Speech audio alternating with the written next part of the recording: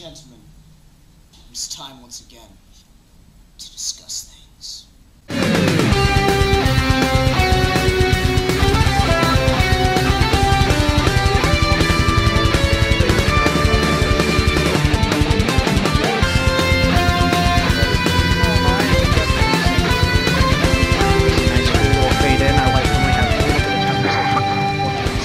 On that note, hello everybody and welcome to another episode of Geeky Gentlemen, where this week we will be discussing the ethical implications of time travel.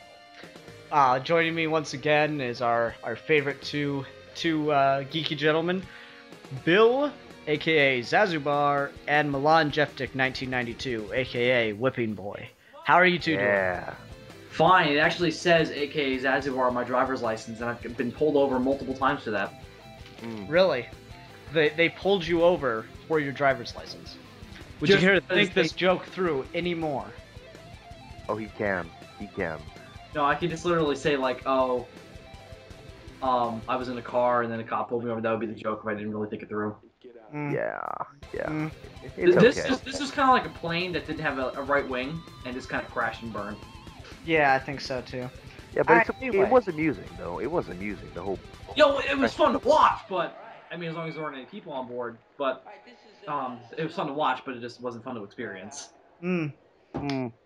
Anyway, Yeah. On that strangely awkward note, time travel. Now, Yeah. I mean, time travel is obviously a very big sci-fi concept, and it's a very it's a pretty geek culture thing. There aren't many things that are time travel that are super mainstream. It's fairly, reserved for the geeks and the nerds and all that stuff. And the science fiction. But I said many things. There are a couple. I just wanted to throw that out there so we could just to contradict me. Okay. Yeah, exactly. Just to spite you, Ian. Just Okay, it's all right. It's all right. I know where you live. Likewise. Yes, Bill, luckily I live in do not make Australia. me Photoshop you again. Oh, No, that was amazing. No, that I'm was gonna dare you, so let's just end this now, shake Ian, hands, and walk away. Ian, put that image up on the screen so the multitudes. Let's not do that, and instead, let's put an image of Milan's head on just like a puddle of tar, and that'll represent him and how I feel about him just beautifully. Oh, that'll be kind of redundant, don't you think? Oh, because you're making jokes about yourself now. Yeah. Oh, I might as well join the fun.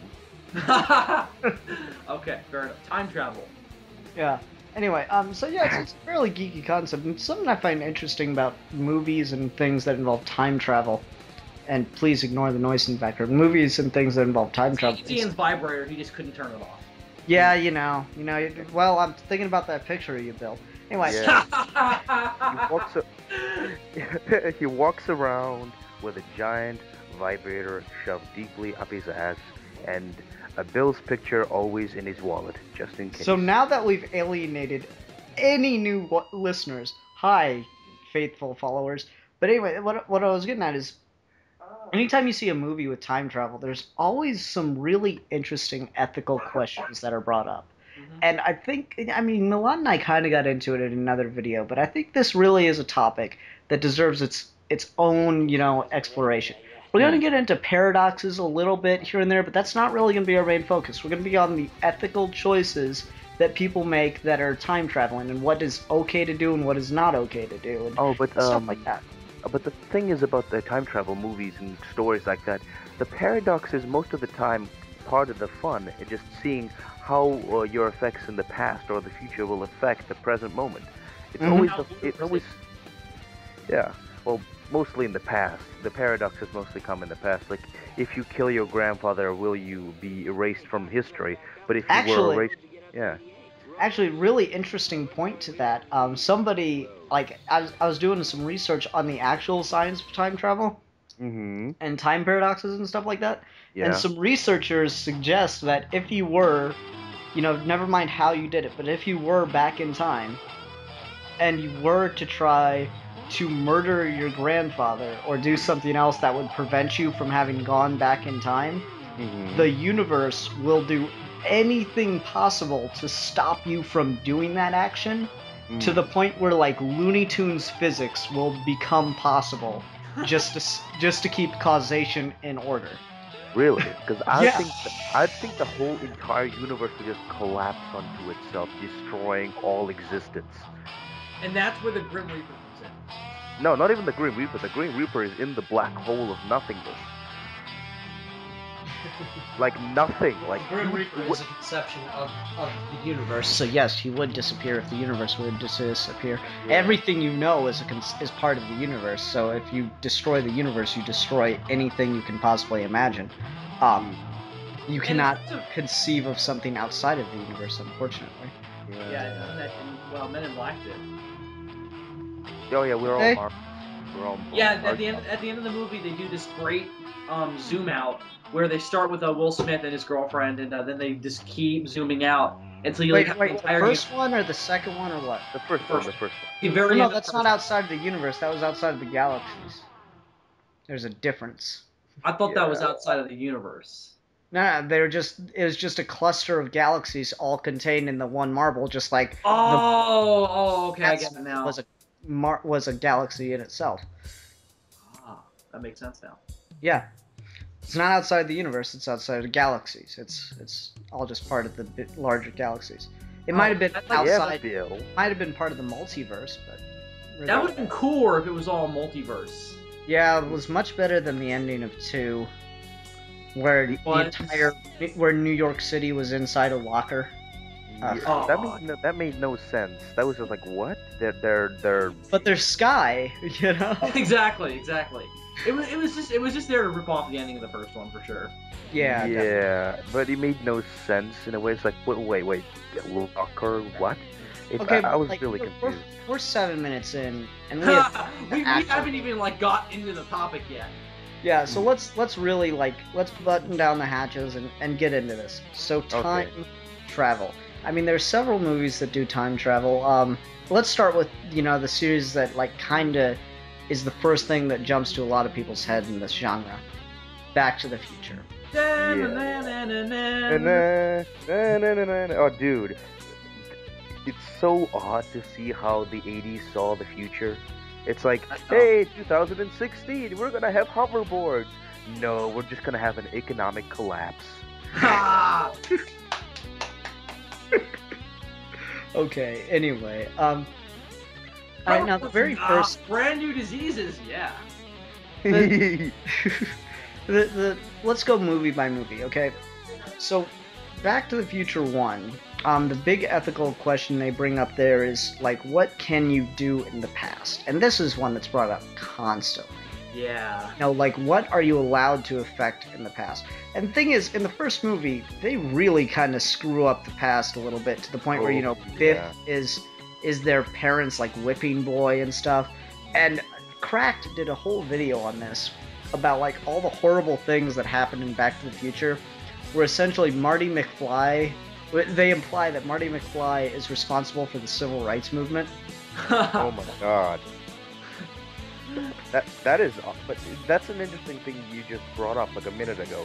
How if you were to go back in time, the universe would do anything and everything to set the things right. Well, here's the thing I'm interested in. If you do go back in time, and you didn't know previously that you went back in time, is there a universe where you didn't go back in time and that was just the independent time stream was untouched?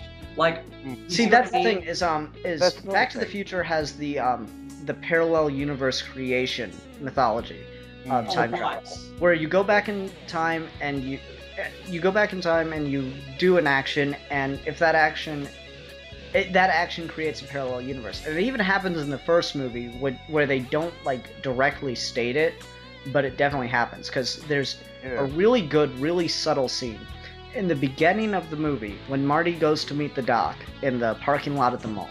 All right. Oh yes. There's a neon sign that says Twin Pines Mall. All right. Yeah. Or Two Pine Mall. And then when he goes back into the 50s, he runs over this baby pine tree. And then at the end of the movie, when he's back in the future, the mall parking lot is now called Lone Pine Mall. Yeah. So it's a really subtle thing. But it's a completely different universe. different thing. Now, the thing that you don't know is the original universe destroyed, or is it is it just a separate universe now? So, like, to Bill's That's point. another thing. Sorry, let me just say one thing. See, in the movies, there's a rule that if you change something in the past, you can't go back and just go into a separate universe. You've got to go back and fix the anomaly that you created, that created the universe that you just created because of the thing you did in the past. But it's interesting in some stories where there's actually the time travel movies. In some stories, that if you go back and change something, the universe kind of splinters into multiple possibilities, Right. and and some physicists say that's what happens anyway.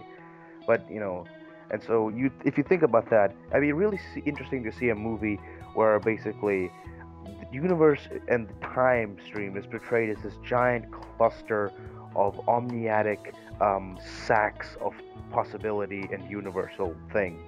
All right, well, let's go on to the Well, here's the opposite interesting of thing. that. Ian, I have an example I want to bring up quick to. Okay, go ahead, and then we'll move on to the opposite of the multiverse or the parallel universes. But go ahead, Bill.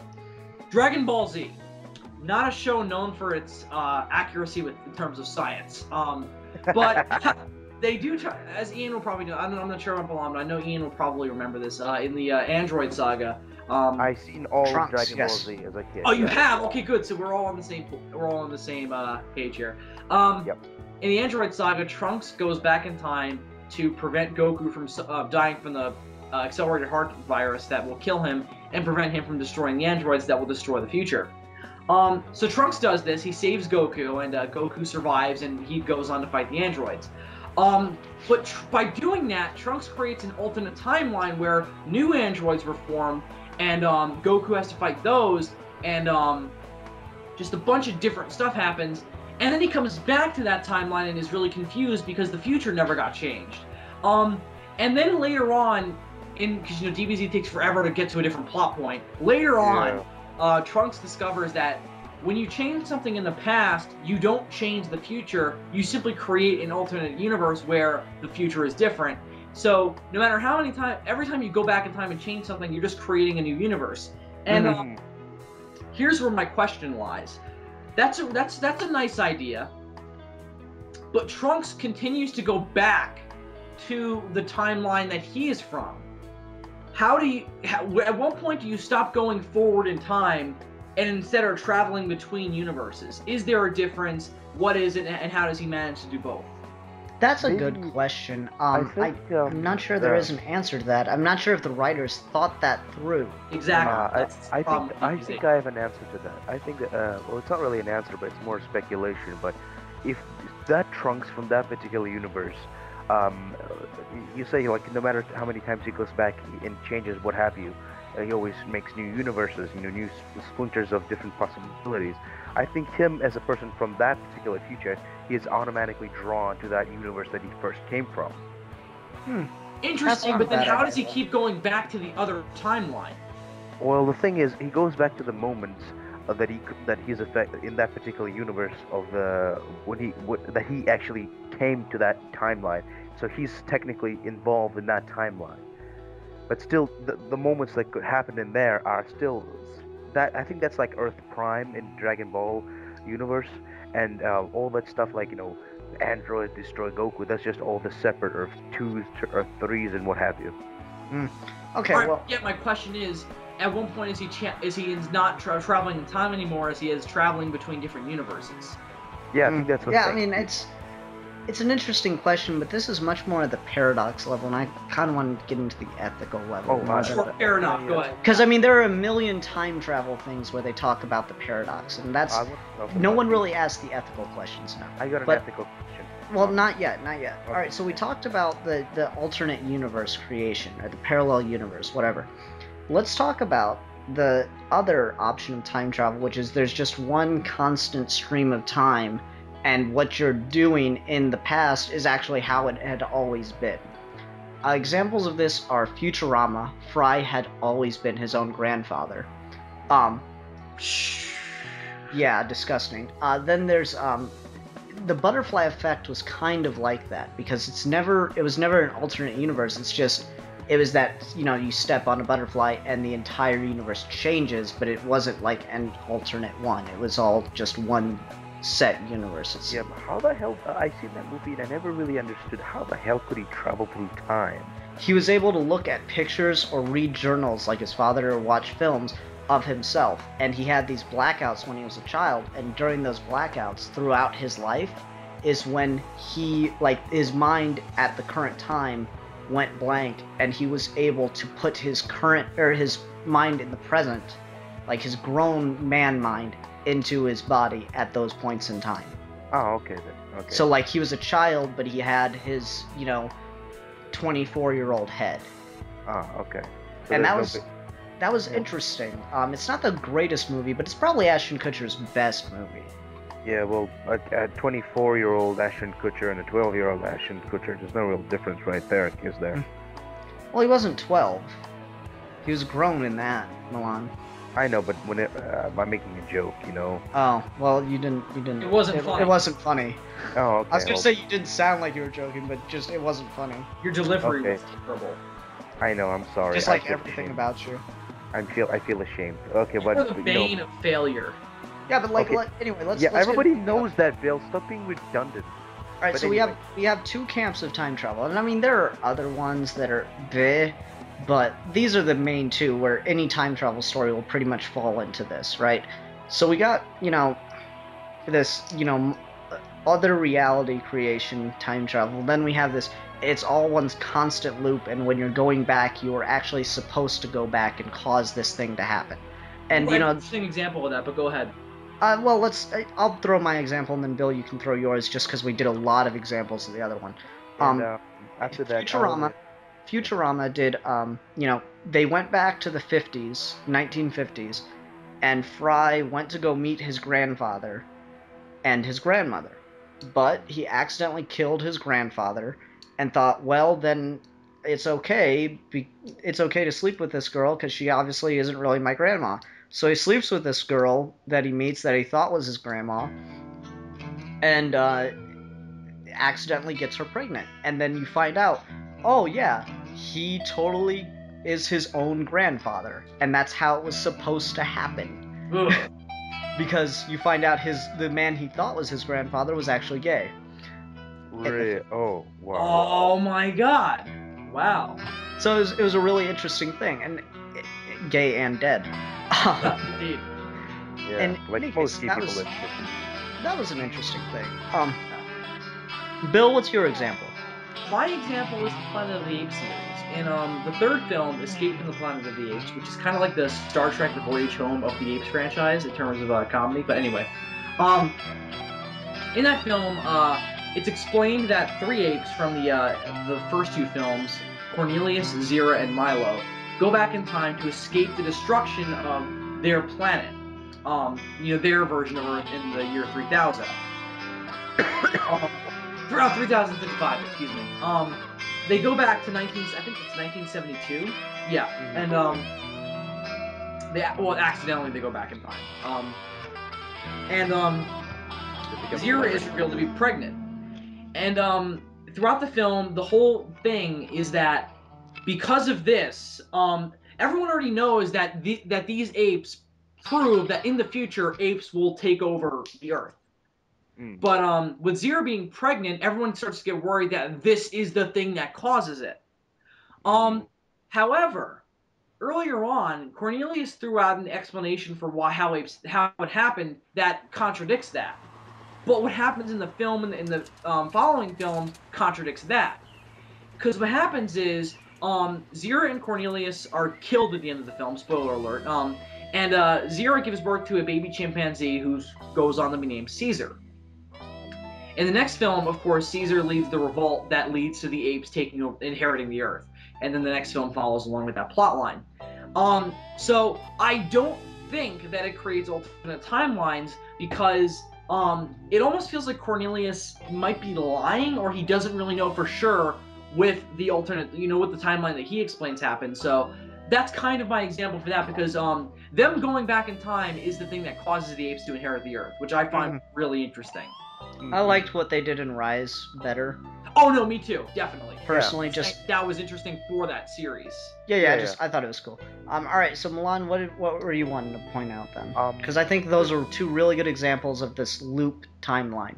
Yeah, mine is more on the ethical side of time travel. You see? Okay, yeah, let's start getting into it then. Okay, the thing is, I'm gonna be referring to the Justice League Ultimate series and how the Justice League went back. You mean Unlimited? Unlimited, yes, sir. How they went back to the Batman Beyond, went forward to the Batman Beyond future. And if you guys watched Batman Beyond: The Return of the Joker, and the horrible fucking shit the Joker did to Robin, and basically destroyed Robin's life, and just you know what I mean. But and there's a scene in the episode of Justice League Unlimited where Batman Batman Beyond says like, trust me, you don't want to know what happens, and I think he was referencing to that. But so your point, if I may, is it right if you were in the future and you met a time traveler to tell them things? Yeah. That like to tell if you met someone from the past, is it okay for you to tell them things, to warn them about things? Yeah, I mean, it's like, because if you think about it, like, the things that the Joker did to Robin, he basically destroyed that person's life. And it's like, if Batman Beyond just told, the modern day Batman about, hey, don't let Robin out of your sight, and, maybe, sure, it would create another, alternate history, an alternate future, but at least Robin wouldn't. Wait, does DC have alternate time? Yeah, DC does have alternate timeline in that continuity, I believe. Alternate timeline no, wait, they have wraparound. They have it doesn't create a separate timeline, but it affects the current with whatever changes you make in the past. Here's the thing. In that continuity, in that same episode that Milan is referring to, Warhawk, who was the son of Jon Stewart and what's her name? Hawkgirl. Hawkgirl. Shira. Yeah, Shira. I was trying to remember her real name. And Jon Stewart and Shira, he tells John that he's his son with no regrets. And I always thought, why would you say that? Well, I mean, it's kind of obvious. Yeah, it is. The conflict of that series of that particular season is, are John and Shira going to get together? Well, and yes, of course. That kind of ruins that drama. Yeah, not really, because in that series, not really, because he tells her John says straight up that he's not gonna let that knowledge affect his relationship with Vixen. True, but yeah, if I had to lay an egg that big, I forgot what it was. Yeah, I like that joke. I was gonna say something. I'm sorry. No, it's cool. Yeah, he has no regrets about telling him that he's his father. Yeah, but it's just like the way that the series presents that, they almost say like he should have done that. Like they don't present it as a problem while Terry McGinnis is really being careful.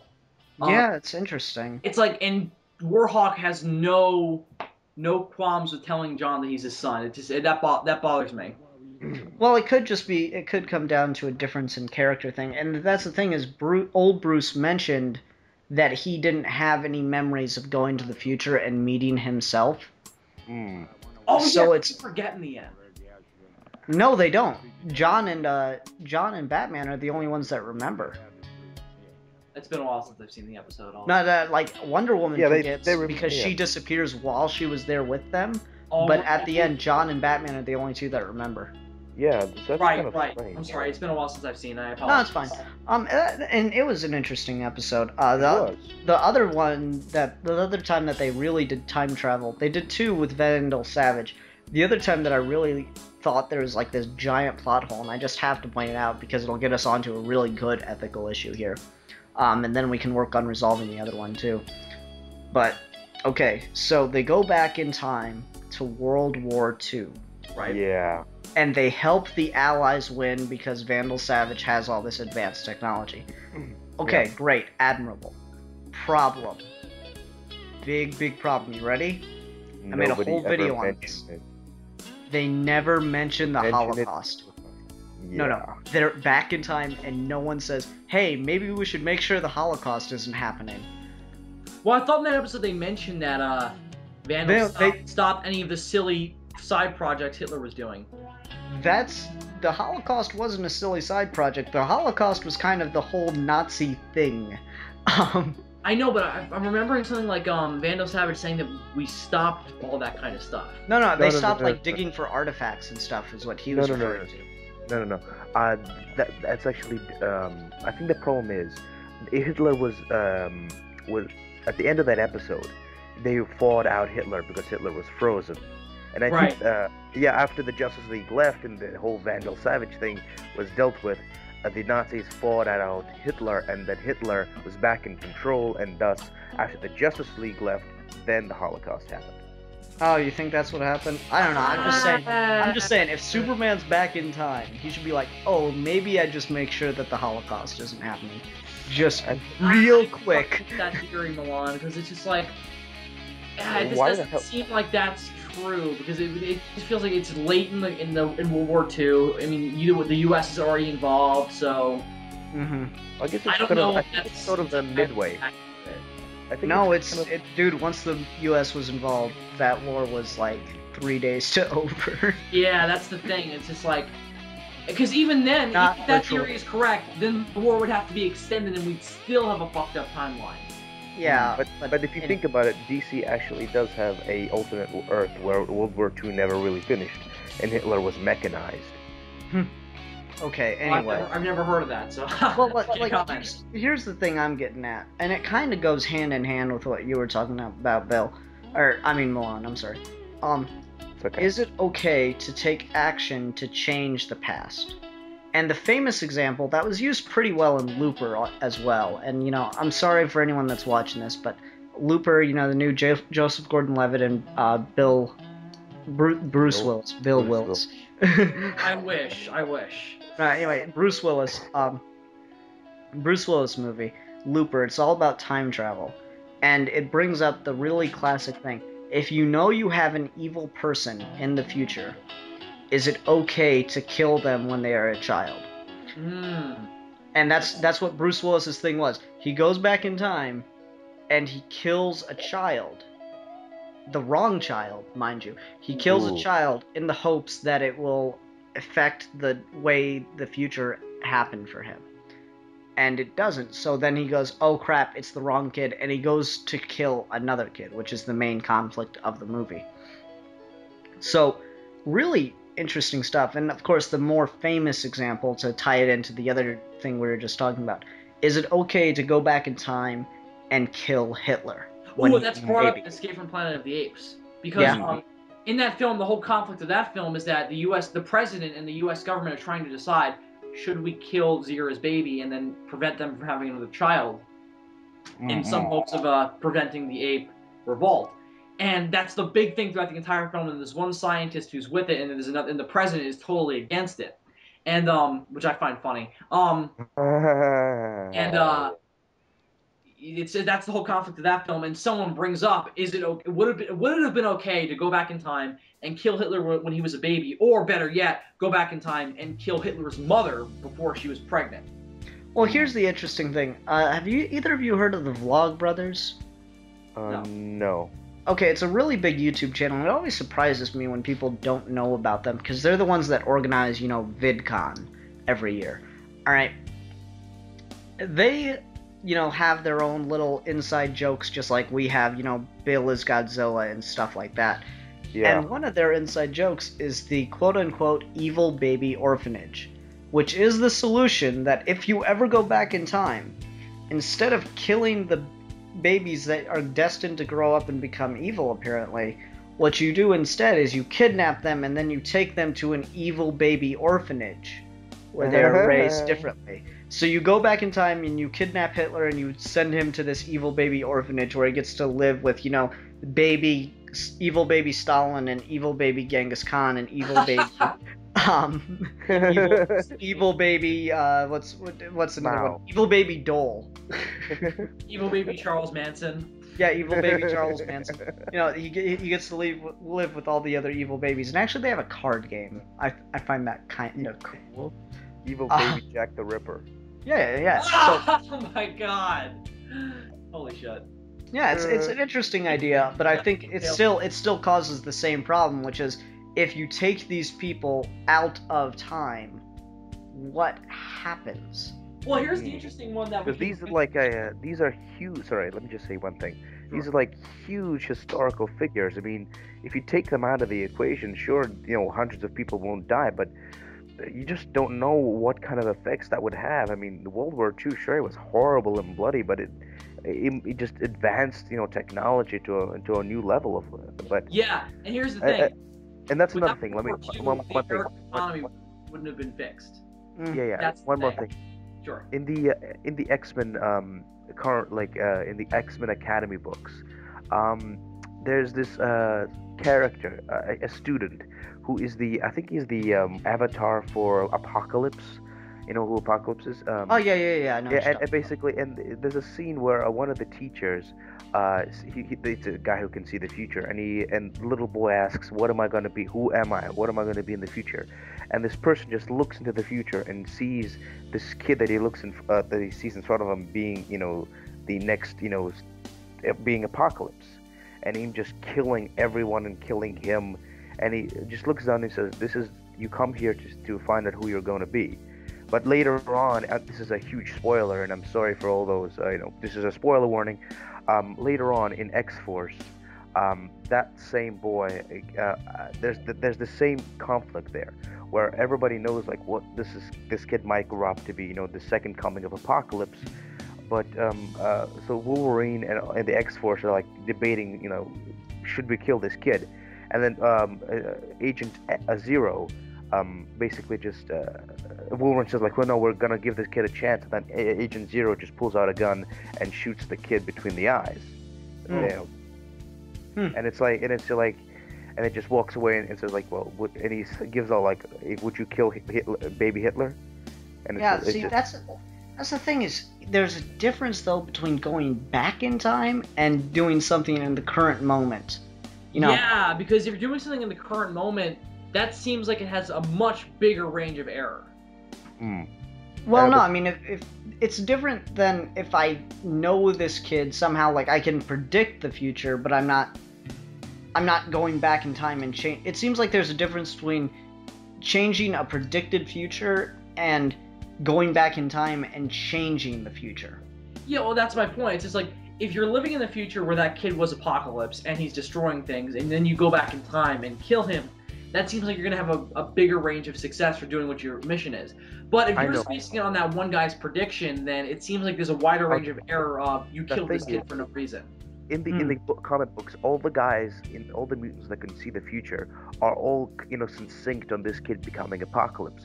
Like all the magic users, everyone's like, yeah, this kid's gonna be Apocalypse, but the Wolverine wants to give this kid a chance, and then it comes to a point where the poor kid dies. So if all the people who can see the future say that this kid is gonna be Apocalypse, then it's an interesting dynamic. And Sid said you can bring up any series that has time travel in it, and hell, X-Men has everything in it. So I don't. It's just an interesting. No, it's a good point. I'm saying that was done without time travel. That's like a prediction. Yeah. There's definitely a difference between predicting the future and changing the past. Like it's completely different for me to kill some kid that for whatever reason I know is going to grow up to be evil than me going back in time and killing someone that was evil.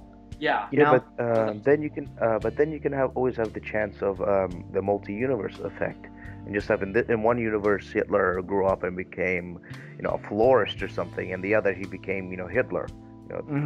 Yeah, Hitler. That is awesome. There needs. The Fuhrer was a wonderful painter. He could paint an entire apartment in one afternoon. 2 goats. The producers. Anyway, Will Ferrell's a genius. That was an ad lib, by the way. Yeah. Oh my god. Oh, it's a good one. No, but it's here's another. Well, no, go ahead. It's an interesting one. It's one of those things. That's what I like about time travel. It's one of those hypotheticals that, I mean, are you ever gonna get to use this? No. So why can't we ask questions about it? Let me get into Looper a little bit. They had a really interesting way of communicating, let's call it. Because Bruce Willis got away from Joseph Gordon-Levitt, right? And he needed to talk to him, but obviously he couldn't call him because neither of them had a cell phone at the time for obvious reasons. So the way he did it is he carved into his arm a waitress's name at a restaurant that he went into. Joseph Gordon-Levitt carved into his arm the name of a waitress that he liked at this restaurant. And Bruce Willis showed up there, right? Because on his arm, suddenly the name Beatrix appeared as a giant gnarly-ass scar. And that's the thing, is you saw it appearing. There was another really gruesome scene earlier in the movie where... Alright, so I gotta give a little context in this. The reason they're called loopers is they kill people that are sent back in time, alright? And then they dispose of the bodies. But the thing is, in the future, the people that are sending these people to be killed don't want to have anything to do with the killers. So, if the agreement is, you'll get paid to dispose of these bodies, but if you're alive in 30 years, then they will send you back for you to kill. It's called ending your loop, alright? Or no, closing your loop. It's called closing your loop. Okay, so you have to kill your future self if you're alive in 30 years. Oh my god. So like, that was really interesting, and you know, you're obviously not supposed to let yourself run away and shit like that. But one of the loopers fails to kill his future self, and they catch him as the future self is running away. They catch the current version, and they start, you know, cutting off fingers. But you don't see, you know, the gore of cutting off fingers. You see the version that's running, and he's starting to climb a fence, and he looks at his hand, and suddenly he doesn't have a pinky anymore. And then he looks, like, it cuts to a shot of his face, and then he cuts to a shot of his hand again, and suddenly he doesn't have, you know, a ring finger. And then on his arm it says, "Be at this address now." And so he starts, like, running, and then you see him in the car, and suddenly he doesn't have any fingers left on one hand. And he starts driving, you see him down the street farther, and suddenly he doesn't have a nose anymore. Oh, okay. And yeah, it gets really gruesome, because the longer he's making them wait, the more stuff they're cutting off of his current version, right? Because it's too dangerous. It's too dangerous for them to kill someone from the past when they know he lived for 30 years, but they can cut off anything they want. So, like, he's losing these body parts, and, like, they cut off a foot, and he can't stop the car, so he smashes the car, and he has to, like, hobble out, and he's trying to get there, and then they cut off a full leg, and he's trying to get to this address that they gave him on his arm, and then he finally knocks on the door when he's just, you know, this deformed, horrid mess, and the door opens, and they shoot him in the head, and you just see this, you know, bloody, gruesome operating table with, you don't even see the body, you just see this blood-covered sheet and this surgeon, you know, cleaning up. And it was just... What's this movie rated? PG-13, I believe. Oh my god! Oh my god. Well, you don't see any of the gore, that's the thing. You don't physically see them cutting the guy's stuff off. He's just missing it suddenly, from shot to shot. It's like, you can have an amputee in your movie, and you don't have to rate it R. That's really clever. Yeah, it was really interesting, and this means that universe worked in this, you know, in the loop format, where it's, you know, one continuous timeline. There is no alternate reality. But what I found interesting is they had this, you know, continuous cutting in of, you know, the stuff that obviously had not happened. They could affect it right then because they were aware of the time travel. So, like, you know, you can cut off your finger right in front of your future self, and suddenly they won't have a finger anymore. And I found that really interesting, and I found that there was an interesting ethical question there, and like, if you could be in the past in that universe, you know, is it murder? Like, if you were looking at yourself 30 years from now, all right, across a table, is it wrong? Are you if you were to cut off your hand in front of your future self, are you hurting that person, or is it simply self-mutilation? So I guess the question is, if I shot that guy in the head, or if I shoot myself in the head, is it murder or is it suicide? Actually, Suicide. spoiler, sorry, big time spoiler, end of the movie, Joseph Gordon-Levitt kills himself, and that makes Bruce Willis disappear. Damn it! No, it's fine. I warned you. So anyway, Yeah, you Joseph did. Gordon-Levitt takes a shotgun, basically, and shoots himself in the heart, and Bruce Willis just disappears. Stops existing. But they were all obviously aware that he had just been there. So it was interesting. Ooh, here, this will segue me into another example. Kind of a 1991 film, Godzilla vs. King Ghidorah. You guys knew this was coming. You guys knew this was coming. What? I just knew there'd be a Godzilla reference. I was like, God, we're 40 minutes in and no Godzilla reference. Here's Only a matter of time, Bill. It's only a matter of time. I will murder you both. No. Here's the thing. Bill, I'm not afraid of you. No, me neither. You're a chub. I have a time machine. I'm gonna go back in time and kill your baby self. What hospital were you born in, by the way? Don't even joke. Alright, here's the thing. Not even Let me now. continue my point, Milan, or I will strangle you. Look at blonde, blue-eyes, chubby boy. You know, you're not frightening at all. Alright, shut up and let me go on with my point. In Godzilla vs. King Ghidorah, the thing is that people from the future come back in time to present-day Japan, and they say, listen, very soon now Godzilla's going to come up out of the water and destroy every nuclear reactor in Japan, and Japan will no longer be able to be lived on because of the nuclear pollution. So here's what we want to do. We've recently discovered that in 1944 there was a dinosaur that was living on this island called Ragus Island, and if we go back in time and we bring that dinosaur back to now and prevent him from being hit by the H-bomb in 1954, then we won't have a Godzilla. So they do that. They go back in time. They remove that dinosaur from history. They bring it back to the present. They put it under the water, and then Godzilla supposedly ceases to exist. Now the thing is that they have a double entendre, and that actually didn't happen. Godzilla never destroyed Japan. Which is what they said. They said that he came up out of the water, he caused so much nuclear pollution. That didn't actually happen.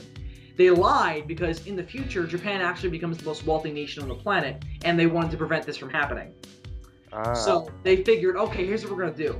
We're going to create another monster that we can control, destroy Japan, and get rid of Godzilla just in case he happens to kill this monster. Now, here's my problem. The interesting thing is that Godzilla was reborn anyway, because as someone says, this generation is so full of nuclear pollution that getting rid of Godzilla is impossible, no matter where you put the dinosaur. So here's the thing. My biggest problem with that movie, and people have argued with me on this, so I want to see what you guys think, is that by removing Godzilla from history, when they go back to the future with no Godzilla ever being born, everyone seems to remember and acknowledge that Godzilla existed and that everything that happened in the movie previous to that happened. See, and yeah, in my opinion, it should only be the time travelers that are able to remember it. Exactly. Yes, and that's another thing. In this movie, it's in continuity, right? So if they kill Godzilla, what about that Godzilla doesn't stop all the hundreds of monsters that attacked Japan in the first place? Well, no. In this continuity, it was just Godzilla. Ah, okay. This was a very early series in the first rebooted series. Okay. So they basically removed 3 Godzilla attacks from history. Okay. Let me I like talking about the examples. So yeah, I mean, in my opinion, it should only be the time travelers themselves that remember it. And it's a horribly unethical decision to go back in time and destroy Tokyo for your own profit so you can control the monster instead. So I mean, that's obviously, you know, like that's the same thing with Back to the Future, where he has the sports almanac and he's gonna use it to bet. I mean, it's an obviously unethical thing to do. Yeah. And I think the more interesting questions in this have come from, you know, is it okay to do this? Like from the things that you're doing for other people, not just yourself. Right. But the one I wanted to bring up, and this is actually, believe it or not, this is my favorite movie involving time travel. And before you say anything, I know it's not like a great movie or anything. I've just always really liked it. And Cap's gonna do a rewind on it for me because I joined Geeks United Club. The Time Machine from 2001. Oh. It's not a bad movie. I know it's not like a great movie or anything. It's okay. Yeah, it's What fun. do you hate about it, Bill? I just never liked. I thought it was boring. I don't know. I always found it really interesting and really clever. And this is another one with that loop kind of thing where you're not creating alternate universes. You're just like anything you do. It's actually more of a reset universe because like he goes back in time once. And like that's what I liked about it. He was a really smart character, so he didn't need to keep making the same mistakes. He goes back in time to try to save the woman that he loves once. And he gets her out of the location where the thing that kills her happens, right? Mm-hmm. And through this series of events, through taking her out of this area, another series of events happens that ends up killing her. And he sits there and he says, I could go back 1,000 times and she would die 1,000 ways. So this is one of those things where the events that happen no matter what, it seems. Yeah, so that's a thing that's the whole universe trying to correct itself. Yeah. Yes, exactly. I really do like the idea of Looney Tune physics. You know, you just point a gun at your grandfather and suddenly the bullet, you know, goes out of the barrel and curves around and hits you in the face. No, like you shoot your grandfather and like a random hawk just swoops down and takes the bullet. Like, what the hell? Yeah, pretty much. Dude, one thing about time travelers. Back to like for a second here. Yes, the time travelers should be the only person to comprehend any sort of change in effects, because the time traveler is sort of the anomaly in the time stream, right, and in the universe. But it's another thing. Back to the actual book, the H.G. Wells Time Machine. Good book. It is a really great book, one of my favorites. But the thing is, that's the thing about the time traveler movies that I don't like, is, see, the girl dies. The book is really kind of which one? In the book, when he goes to the future and they're like little child like the child like, there's a very interesting disconnect in the book. He's almost like a scientist observing these. Because basically they're completely different species to him. Yeah. He barely registers them as human. Yeah, and the thing is, to him they're like children, and that's what they were. They were bred to be stupid little retards that just like to fucking eat, so that they would be docile enough to just be grabbed and eaten. Yeah, and that's the thing that I don't like about the time traveler, the time machine movies, is that they make those stupid, separate species, children in the book, the love interest, and they make them just human people. That's not true. In the book, if they just have a straight up... Well, that's the thing, is it's not called H.G. Wells's The Time Machine. It's called The Time Machine, based on the story by H.G. Wells. They obviously take liberties, and frankly, I don't mind that, because if doing an adaptation... I mind if the liberties are not better or different enough from the source material where it fits. Oh, I liked it. I mean, she wasn't even so much of a love interest. I mean, he never even kissed the girl, from what I remember. It's not as interesting. Because the villain was interesting. The villain was great in the 2000s. Yeah. I love the spine. Anyway, just what was interesting about it was he didn't treat her as a love interest. He treated her like a sister almost, or it was different because he never gave up loving the woman that he made the time machine for.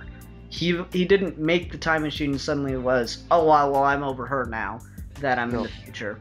He made the time machine and he never kissed her. Like, I think the closest they got to being romantic is they held hands. And even then, that's not like overtly, romantic. Yeah. And I found that interesting enough. I mean, sure, the retarded, dumb species could have been okay. They kind of worked that in with the fact that they just are really easy, like they can be hypnotized really easily. Mm-hmm. And that they're really complacent and they just don't fight back, they just run away. I thought it was well handled. I'll give you that, Bill. It's not amazing. It's not significantly better or worse than... It's not significantly better than what H.G. Wells did, but I don't find it significantly worse. Oh, no, it's not. It's not a bad movie. It's less interesting. Fair enough. I did The like thing the is- move. I did like Oh, what they did with the move. yeah, I love both in the I believe it's the '70s movie, and the 60s. in the '60s movie. I like them both. Like the brief moments into the future, when he sees like in the '60s movie, he lands in this dark field, and then just all of a sudden these fucking spaceships, like these Star Wars, like pew pew pew, just go flying above him. It's like, what the fuck is that? I love there was this one scene that I really wanted from the book. It's just him coming to the future, to the point where the sun's about to engulf the planet, and he just sees these giant, like there's nothing, it's desolate, and he just sees this giant Mothra-sized butterfly, like continent-sized butterfly flying over the sea, and it's like, and it just keeps moving forward and forward and forward in time, like year after year, and he sees the sun getting closer and closer and closer and closer to the fucking closer to the earth, and it gets hotter and hotter and hotter, and then he just stops and just looks at it, and just there's nothing. All the signs of life that he saw like only a few years ago, it just have gone, and it's just one giant desolate wasteland, and the sea's black, and it's just the sun's just about like to engulf the earth, and it's just such a nihilistic, interesting end to the book, and it just goes back, and it's just I love the book. And I heard a back zombie to the in movie. your Back background, like it was like a zombie. Or something. Not mine. no, no, Sorry. back to the movie. Sorry, Yeah, that it's was my just little brother. I found the decisions that were made in the 2001 movie to be compelling, and I like I said, I like that he was smart, and I like that what I was going with to relate this to the topic of ethics. I like that he didn't go to the future to try to find a way to save his wife. He was smart enough to realize he was never going to be able to. He just wanted to know why. And I found that so deep and so philosophical, and I really respected the character for that. And I really enjoyed that aspect of it. And when he finally got his answer, you got the sense that he knew it all along, he just couldn't face it. And that's where I was trying to bring this to is we've been talking about changing the past a lot in different ways. I mean, that's pretty much all we've talked about is changing the past, going to the future to change the past in some way, or going back in the past to kill Hitler. That's the main ethical issue of time travel is what can you do to change the past? Would it be allowed in this situation, in this situation, in this situation? And then you get to the concept of the time machine, which is you can't change the past. It'll all revert back. It all happens. Nothing you're going to do in the past matters. And I found that really interesting and to be a really, compelling way to answer a lot of the time travel questions. But obviously we have these other universes that contradict that. So, I mean, how does it sit with you guys? Do you feel like that is possibly the most satisfying answer, or do you think there's a more satisfying answer about past changing? My idea of the whole time travel thing is just it's an never-ending well of story potential, and you can go to and you can't really, you can go to the direction like you can change the past because the universe will just fix itself to make the same outcome. Anyway, or you can go to the multiple universal theory direction and just have a giant, anything goes time ripple effect thing. It's just you can do anything you want in a time I'll travel admit story. that's the one that I accept the most is the multiple universe theory. That's the one that sits easiest with me. The one that makes the most sense to me personally. The idea of anything you do in the past will not affect the sequence of events. It is really interesting, but it's got to come to a point where eventually a story would have to be told of, okay, what could you do to prevent that? Like, what could you do to? Eventually, someone would have to find a way to change something in the past. Like, that's the story that would have to be told, and that will be where you can take That it. would be really interesting. Yeah. Yeah. Like prevent the extinction of the human race, something like that. Yeah, I don't know. I found that to be I find that to be probably the most compelling question is not should we change the past, can we? I mean, even if we had a time machine, even getting rid of the MacGuffin, even if we had a time machine, can we change the past? And there have been interesting things in the actual field. You know, people are actually working on time travel. It is one of the greatest things. And we should get into the actual science a little bit. The current best theory about hold on, just 1 second. The current best theory of time travel, the most workable one, is that the second a time machine is invented, that's the farthest back you could ever go. And that's interesting. But that's like the current best one. You can go as far into the future as you like, because the idea is that the machine will always be running after that. But the second it's invented, that's the farthest back you could ever go. And that's really interesting. So then my question is, okay, let's say that the time machine was invented in the 1950s, but someone is using it in like the 1980s. Could that 1980s person who was just born, let's say 1968, could they go back to the 50s? Because they didn't exist back then. Well, the machine existed, but the person didn't exist? Right. Well, no, it's the machine. The machine is its own thing. The way it's actually, the physics of it is it's actually bending light and matter around at the same time, because it's creating a hole in space, and time and space are the same thing. Really strange physics at this point, so forgive me for being, giving you the kindergarten version of it, but you're wrapping space and time around and around and around at such a fast rate that it's actually creating a hole through which you could send back things. And the thing is, no one, the people that are actually developing this theory and working on actually making something to make it applicable, say even if we do get it working, we're not sending a person back. We're sending back data. We're sending back information. That's going to be it. And that's fair enough. I mean, scientists, they always take the coolest things and make them boring bastards. You make a fucking time machine, you don't want to send someone back. Instead of fighting in war. I know, but that's the thing. If you think about it, that's the most ethical thing. To send you can't really send a person back into the past, because that's a little bit too chaotic. There's no real, you don't know what a person can do because people are stupid and irrational. But if you just send data, that's the closest thing you can do to data is calculated, so it's just like.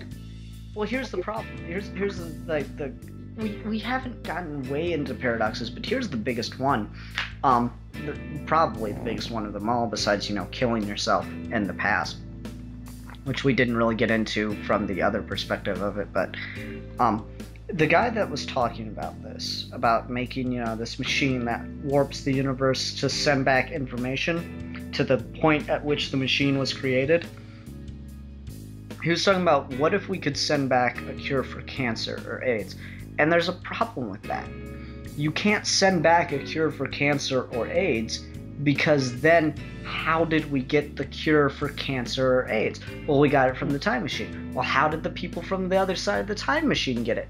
Well, they would have had to gotten it from the time machine. Because, I mean, if someone finds the cure for cancer or AIDS, they're not gonna just keep looking for another one. Right. It's like, at what point did that person find it's because in that point you would have to have a starting point where either the time machine didn't exist, or just some point where the cure for cancer and AIDS was found independently from the time stream. Exactly. And then you would have to introduce the time machine to introduce it at an earlier point. You know exactly. what I mean? And that's the starting point. It's really problematic. So, I mean, what's the ethical thing to do there? You get the cure for cancer or AIDS, and then you wait for someone to find the cure for cancer and AIDS, and then you release the cure for cancer and AIDS? Yeah, it's maddening. And that's obviously not the ethical thing to do, because in my opinion, if you have the cure for cancer or AIDS and you're just sitting on it, you're a horrible person. Yeah. Even if your intentions, well, I don't want to affect causation, you can cure cancer and AIDS. That's another thing. At the present time, they're not revealing it to the world, or what do you mean by? Well, say you invent this time machine that loops time, all right, and then immediately after you invent it, bam, a piece of paper or a piece of data comes through that says you mix these chemicals together at this temperature, and then you inject it into someone's bloodstream, and that'll automatically cure AIDS. That's not how you cure AIDS, by the way. It's a biological component. Yeah, it's an example. It's to do with bone marrow and mutation, but anyway, because there is just to share news because they don't talk about this often enough, but the Berlin patient, the very first person to be completely cured of HIV, he's got a bone marrow mutation. Anyway, so you have the cure for AIDS. Even if your intentions are, I'm not going to share this because it'll affect causation in a way I don't want to think about, you are doing, to me, a morally wrong thing because there are people I see what you mean with now. cancer and AIDS and you can cure them, but you're not doing it. But if you think about it, an interesting thought about this is that if you can send back, a cure for cancer and AIDS, and that's the thing that makes the universe collapse into itself. This one good thing, makes the universe, collapse into itself. Which is where we get into not determinism. We get into value ethics, basically. I can't think of the word off the top of my head that I want because I'm tired. But anyway, value ethics, which is to do with, the most good. What action produces the most good? And thing is, like, this is the argument that's always used against that kind of deterministic style of, or not deterministic, damn it, that kind of style of ethics is, if you can do something great, but you don't because you know that it will eventually lead to a lot of harm, it's a problem. Like,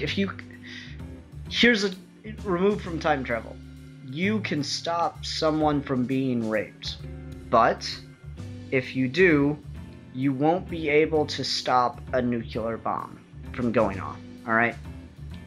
This is the Superman thing, right? You can only stop one of the two missiles, alright? Clearly, I mean, you have to choose one in this hypothetical. And this is one of those things where I don't think there's an ethically right thing to do because I do not value one person's life more than a million people's lives, in my opinion. They're just as, like, if you can stop it, you can stop it. You have to do one. And I don't think that, like, it's the noble thing to do to save the million people's lives, and that, like, the person that's getting raped is not going to understand. They're not going to, pat you on the back on that. And here's the thing, and this is where we get into personal bias, and the thing is that, whoever, let's say it's not Superman, because we had a conversation about this a couple weeks ago that we're about to say. Let's say it's someone else who has the ability to stop both of those things. I think then the only ethical thing they could do that would solve that is to go with their gut reaction. Which one do they instinctively want to stop first? That, in my mind, is the only way you can find the ethical decision to do one over the other. The gut reaction is a pretty good one. That's a naturalistic ethics. That's to do with Plato and the forms, or for religious people, that's to do with a religious or a holy kind of aspect. Just to be fair. I got this. Go ahead, Milan. Go ahead. Sorry. You were saying that this whole you cannot change the past because the universe will correct itself no matter what. For example, if you went back to stop the Holocaust, the universe will make it so that the Holocaust would happen anyway, no matter what you do. Or not necessarily the Holocaust would happen anyway. But something similar. Yeah, something similar. But you would, like, that many people, those people that were supposed to die would die. Will die. Yeah. But the thing, that's an interesting story idea. If you, for example, in the future, there's a nuclear holocaust and like 75% of the human race is wiped out, and the other 27% is dying of 27. So we have 102% or 103% of the 2% of the human race. Yeah. So this is just an example. So basically, Milan, I'm correcting your math. You said 75%, and then the remaining 27%. Okay, I know, but there are like people like in shelters that are safe from those dying. Milan, what? 75 let me, plus 27 is what?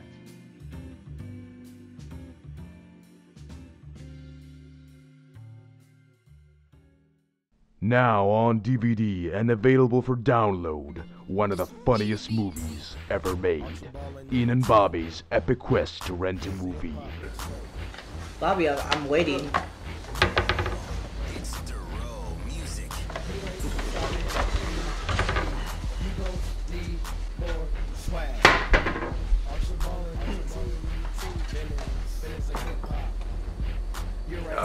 Yeah. Who's that?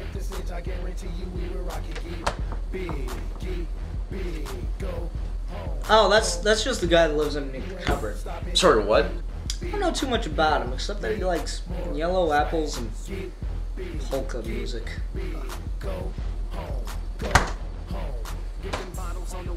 What's he reading? I'm not sure. Hey, man, what are you reading? Epitaph on man's desire to masticate. Masticate! Ah! Bobby, hand me that dictionary behind you. Yeah, sure. Of course. I need to find the right words to insult you with. Idiot doesn't have the right sting. Hey! A cinematic masterpiece, says Milan Jeftik 1992.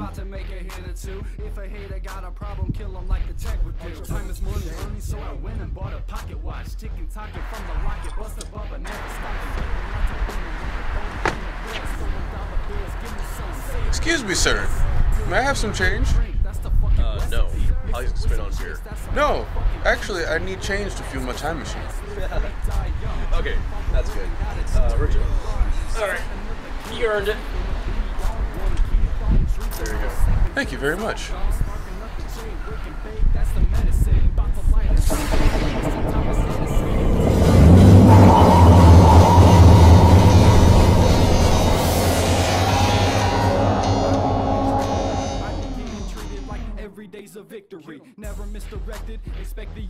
The real Mano says it's a fever dream of awesomeness.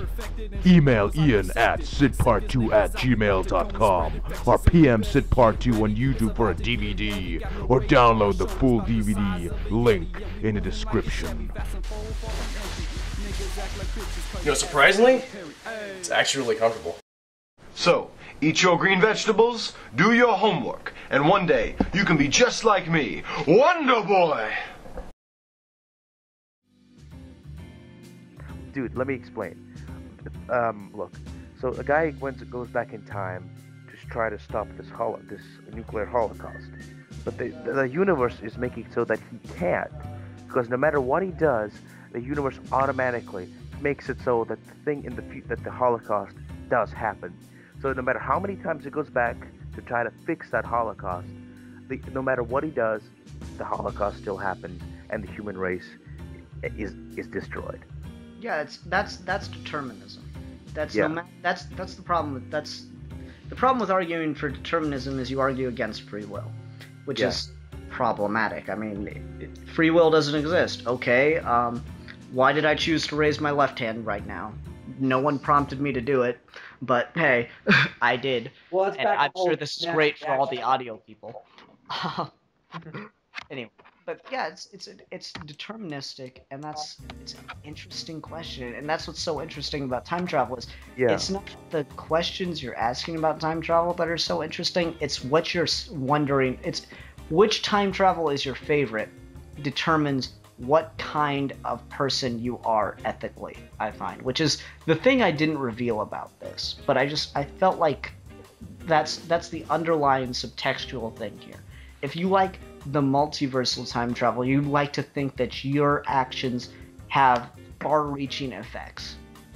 If you prefer the deterministic time travel, you're probably a much more down-to-earth person that doesn't believe, or not down-to-earth, you're probably a much more reserved person that doesn't find their actions have much meaning. And if you prefer a kind of blending of the two where it doesn't change everything, but certain things are different because of what you do, you're probably a much more well-balanced person that is between these extreme views. And all of these things about you will definitely inform your ethical decisions. If you're the multiverse side, in my opinion, you're much more about value ethics. You're much more about, weighing your options. If you're the set universe, or these actions are going to happen no matter, or these events are going to happen no matter what, you're a much more deterministically valued ethics person. And deontological is another word I can use, but I don't feel like it. And then if you're in the middle, you are probably a much more, realist when it comes to ethics, is you do what you can. And I think that's probably the best point to end on for this part of the conversation. I'm sorry, Milan, to cut you off. I know you had something to add, but I really feel like that's probably the closest we're going to get to a general good pin down on it. On the actually on that page, Ian, you kind of brought up a similar thing that I was going to bring up anyway, so thank you for that. But the thing is, it'd be a really interesting story to have somebody who, believes in the multi-universe theory, and that their effects have, far-reaching consequences and all that stuff, that they have the choice. But in reality, you can't change the future. And that just to have the reaction of that person who thinks, oh, there must be a multi-universe theory, and I can change things, figure out oh wait, I cannot stop the extinction of the human race, and just have that really interesting character moment of despair. You cannot change anything, no matter what you do, how many times you go back. The human race is doomed, and you are one. Anything that you do, you are small, and you cannot stop it. Interesting. Bill, do you have any final thoughts on time travel then? I do. I'm gonna call this kind of the Frankenstein view on things, and let me explain why. I ultimately think that there's no way you can know of time travel and experience time travel and it to be ethically sound. I just don't think it's possible. So yeah. I think that ultimately, and this is gonna sound terrible, but I believe it, I ultimately think that the best ethical way to look at time travel is to hope that it never actually exists. Oh yeah. And to deny, deny that it is okay. Maybe not to deny that it is possible but to deny that it ever will happen, and to deny that it will ever happen in a way that it'll in any way positively affect the world. So yeah, that's just kind of where I come down on it. And I'm just gonna answer the question that Ian posed to us of which time travel I prefer. I ultimately think I'm kind of in the middle of being in between multi-universe theory and determinism. I kind of lean more towards multi-universe, but I just thought I'd throw that out there. Okay. I'm yeah, more that's... of a. Sorry, go ahead, Milan. Finish up. I'm not really. I don't really care which one it is. It all depends on the story that's being told. Well, no, I'm saying this isn't about the story. This is a subtextual thing. I'm asking you which one you prefer to think of, because this answers a question about you as a person ethically. I don't know. I don't really like the. It's interesting because I can really go either way, all three ways, because it's for me, it doesn't really matter. Either one could be true, and I could be fine with it. You just have to pray that time continues to move linearly. Yeah. Okay. Well, Milan chickened out. I'm definitely a much more deterministic person. No, I didn't chicken out. I really don't care. It's that's not answering the question. It's dodging the question, Milan. Yeah, it kind of is. But I agree with him. I do agree with Milan. I'm just as long as time continues to move in a linear fashion, I too really don't care. But if I lived in a world where a time machine did exist, and I had to admit that time could be altered in any way, I would lean towards the multi-universe theory. Okay. I suppose me too, in a way. That's the closest thing I lean to. All right. So anyway, I'm much more deterministic about it. So, obviously me with my, you have no effect on anything. Well, you are dead Ian hates himself and everything he does. Yeah, pretty much. Ian is dead inside, so that's Ian. That's why we love him. Thanks so much. It's just my heart is so warm right now. Anyway, so we're gonna wrap. We're almost over. But real quick, we'll be back next week. And Bill, we're gonna be reviewing something that you're picking. Bill, what are we reviewing? Well, it's good that I mentioned Frankenstein, because next week, because Halloween is just around the corner, I thought it'd be cool for us to take a look at one of the most famous and influential horror films ever made. We're going to be taking a look at the 1935 Universal film, The Bride of Frankenstein. And on that note, we'll see you guys next week with a review of The Bride of Frankenstein. Please leave your comments on time travel down below. I'd love hearing people's opinions on this. I'd love a video response. See you guys next week.